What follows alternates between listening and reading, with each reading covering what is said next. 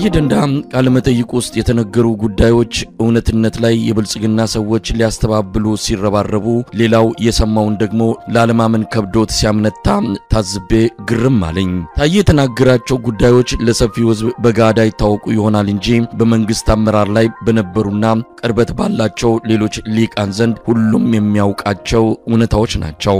በነገራችን ላይ ታዬ ካጋለጣቸው እውነታዎች ውስጥ ከፊሉ በሺዎች የሚቆጠሩ ሰዎች በተገኙበት ስብሰባ ላይ የተነገሩ መሆናቸው የሚካድ አይደለም።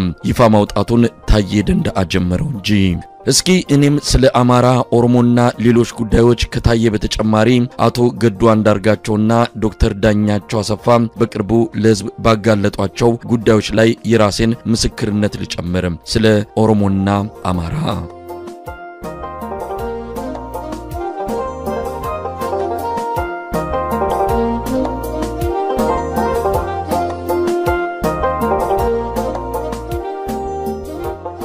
አብይ አህመድ አንዱን ወገን ሲያይ ሌላውን ማማትና ማጠልሸት ዋነኛው የፖለቲካ ስልቱ መሆኑን ለማሳየት ያክል አንድ ሁለት ትዝብቶችን ላጋራችሁ።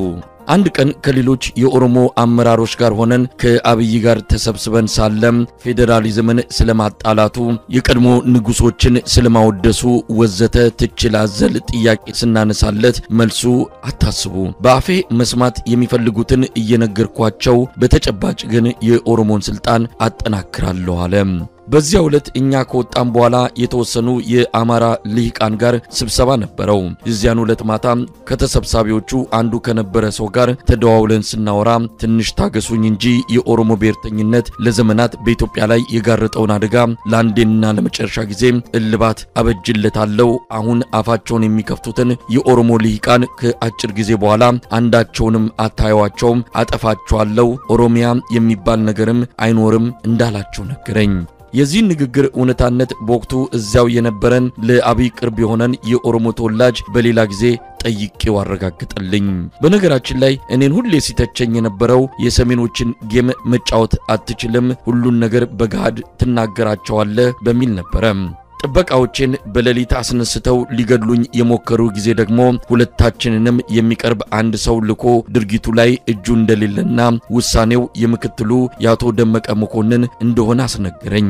ጠቅላይ ሚኒስትሩ ከሀገር ውጪ በመሆኑ ደመቀ በእጁ የገባውን ስልጣን ተጠቅሞ ያደረገው እንደሆነ ይሄም ኦሮሞን እርስ በርሱ ለማባላት ጠላት የሸረበው ሴራ መሆኑን አከለበት። ይህንን ትርክት የሚያራምዱ ጽሑፎች በፌስቡክ ሲለቀቁ እንደነበረ ታስታውሳላችሁ ብዬ ተስፋ አደርጋለሁ።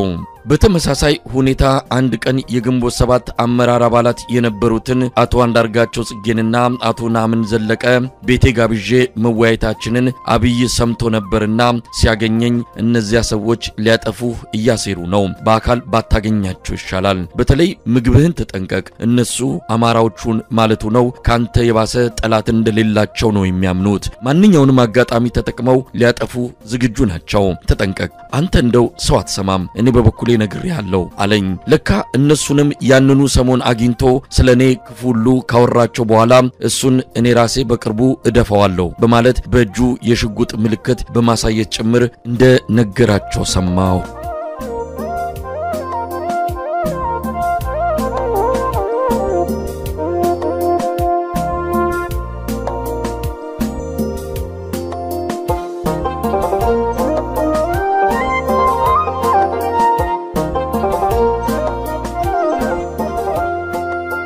ስለወለጋ ደግሞ አብይ የተናገራቸውን ቀጥያ አነሳለሁ። ከበቀለ ገርባ ጋር ወደ ወለጋ ለመሄድ ማቀዳችንን ስነግረው ባትሄድ ይሻልሃል፣ ወለጋዎች አምርረው ይጠሉሃል፣ ስንት የግድያ ሴራ አቅደውብህ እንዳከሸፍን አታውቅም፣ ዝርዝሩን ከፈለክ እገሌ ይነግርሃል ብሎ አጠገባችን ወደ ነበረ አንድ ከፍተኛ የጸጥታ ሰው ጠቆመ።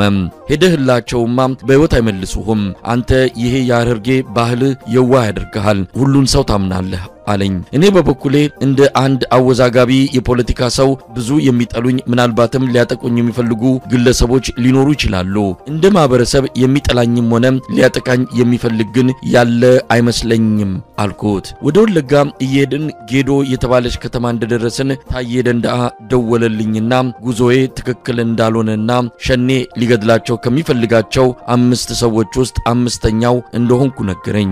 እኔም ታዬ የሚነግረኝ መረጃ መነሻው የት እንደሆነ ቀደም ብሎ ከአብይ ጋር ከነበረኝ ውይይት ስለተረዳው ወደ አንደኛ ደረጃ ከፍ እስክል ድረስ ስራዬን እቀጥላለሁ ብዬ ቀለድኩበት። አብይ ይህን እኔን ወለጋ በሄድ እንደምገደል ሲያራምድ የነበረውን ትርክት ትንሽ ቆየት ብሎ ራሱም በሄድ እንደሚገደል በቤተ መንግስት አዳራሽ በመቶች የሚቆጠሩ ኦሮሞዎች በተሰበሰቡበት መናገሩ ትዝ ይላችኋል ብዬ አስባለሁ።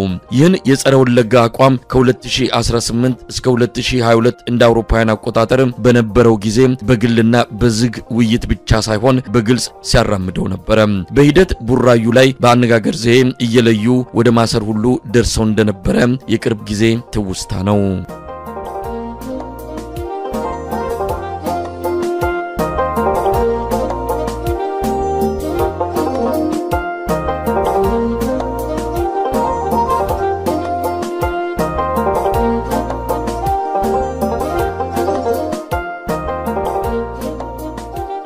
ለሸገር ከተማ ደግሞ የተወሰኑ ነገሮችን ላንሳ። ዶክተር ዳኛቸው አሰፋ ሸገርን የፈጠርነው የኦሮሞን ፖለቲካ ከአዲስ አበባ ለማስወጣት ነው በማለት አንድ ባለስልጣን ነገረኝ ይላል። ዶክተር ዳኛቸው እንዳለው ይህንን የነገረው ባለስልጣን አብይ ባይሆን እንኳን ትርክቱ ከአብይ መንጭቶ በተዋረድ ከላይ እስከታች ሲነዛ የነበረ ነው። ለአማራው ዶክተር ዳኛቸው ሸገርን የፈጠርነው የኦሮሞ ፖለቲካን ከአዲስ አበባ ለማውጣት ነው ያሉ በተገላቢጦች ደግሞ ኦሮሞን በግልም በቡድንም ሲያገኙ አንዳንዴ ሸገርን የመሰረትነው የአማራ የበላይነት ያለባት አዲስ አበባ እንዳትስፋፋ እንደ ዶናት ለመክበብ ነው፣ ሌላ ጊዜ ደግሞ የአማራ ክልል ተስፋፍቶ ከአዲስ አበባ ጋር እንዳይገጥም ድንበር ለማበጀት ነው ይላሉ። ይህ ሚስጥር ሳይሆን የቀድሞ ፊንፊኔ ዙሪያ ልዩ ዞን ወደ ሸገር ከተማ በተቀየረ ሰሞን የስብሰባው ለኦሮሞ ማህበረሰብ ሲነገር የነበረ ትርክት ነው። አማራውን ሲያገኙ የኦሮሞን ፖለቲካ ከሸገር ለማውጣት ነው፣ ዞር ብለው ደግሞ ኦሮሞን ሲያዋሩ የአማራን መስፋፋት ለመገደብ ነው እያሉ ያምታቱ እንጂ ሸገር የተመሰረተበት እውነተኛ ዓላማ ግን የገጠር ቀበሌዎችን ወደ ከተማ በማካለል መሬትን ከፍ ባለ ዋጋ ለመቸብቸብ እንዲያመች መሆኑ መታወቅ አለበት። በነይታ አብይ ብሔሮችንም ሆነ ግለሰቦችን የሚያጥላላው ለአንዱ ወግኖ ሌላውን ለመጥቀም አይደለም፣ የከፋፍለ ግዛ ታክቲክ አካል ነው። አንድን ግለሰብ ወይም ቡድን ሲያገኝ በተጻራሪ አቋም ላይ ይገኛል ብሎ የሚያስበውን ሌላ ወገን በማጣጣል በወቅቱ አጠገቡ የነበረውን ለማማለል ይሞክራል። የኦሮሞ ሊቅ የሆነ ሰው ሁሉ ስለ አማራ የሆነ ደግሞ ስለ ኦሮሞ ክፉ ሲወራ መስማት የሚያስደስተው ይመስለዋል። በትግራይና አማራ በሲዳማና በወላይታም እንዲሁ።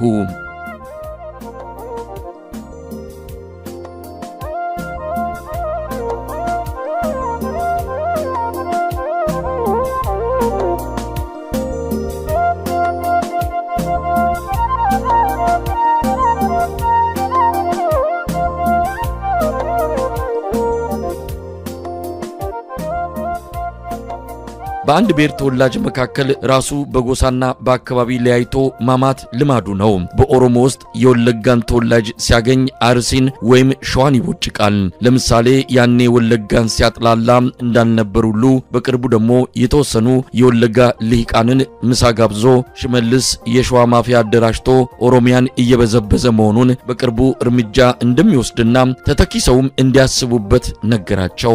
ከጥቂት ቀናት በኋላ ይህንኑ አነጋገር ለአርሲ አካባቢ ተወላጆች ደገመላቸው። በአማራ ወገንም በተለይ ጎንደርና ጎጃም ተወላጆች ላይ ተመሳሳይ በሐሜት የመከፋፈል ስልት ይጠቀማል። እናምባቸው የተገደሉ ሰሞን ሲነዛ ከነበረው አስቀያሚ ትርክት ጀምሮ በአሁኑ ወቅት እየተጠቀመበት ያለውን ታክቲክ ውስጥ አዋቂ የሆኑ የአማራ ሊቃን ብዙ ሊነግሩን እንደሚችሉ እርግጠኛ ነኝ። በሃይማኖት ረገድ የሚጫወተውን እዚህ መጽሐፍ ጥሩ ስላልሆነ ለጊዜው መተው ይሻላል። መጀመሪያ ላይ እንደጠቀስኩት ግለሰቦችንና ቡድኖችን ለማራራቅ አብይ አህመድ ሲጠቀምባቸው የነበሩትን የሐሜት ስልቶች ዛሬ ላይ አብዛኛው የሀገራችን ልሂቃን አውቀውበታል። ብዙ ሰው የማይናገረው አንድም በራሱና በቤተሰቡ ላይ ሊደርስ የሚችለውን የበቀል እርምጃ ፈርቶ ነው። ሌላው ደግሞ አብይ ስለ ግለሰቦች ብሔሮችና ሃይማኖቶች የሚናገረውን ሐሜት በህዝብ ፊት መድገም ጥሩ አይደለም ከሚል አርቆ አስተዋይነት የተነሳ ነው። እኔም ይህችን ምስክርነት ለማጋራት የወሰንኩት አንዳንድ አዲስ ተደማሪ የብልጽግና ደሴት ነዋሪዎች ታዬ ደንደዓ የተናገራቸውን ታሪኮች ለማጣጣል ሲሞክሩ በማየቴ ነው። በሚዲያ ታዬ ደንደዓ የተናገረውን እውነትነት ለመካድ እየሞከሩ በግል ደግሞ የአብይን ሐሜቶች እንደ ስትራቴጂካዊ ብልጠት ሲያደንቁ ይስተዋላሉ። የአብይ አህመድ ተራ ብልጣብልጥነት ሰዎችንና ቡድኖችን አቃቅሮ ለጊዜያዊ ስልጣን መደላደል ቢረዳውም ሀገሪቱን ለከፋ የእርስ በርስ ጦርነትና እያየን ላለነው የኢኮኖሚ መንኮታኮት እንዳጋለጣት ይዘነጋሉ።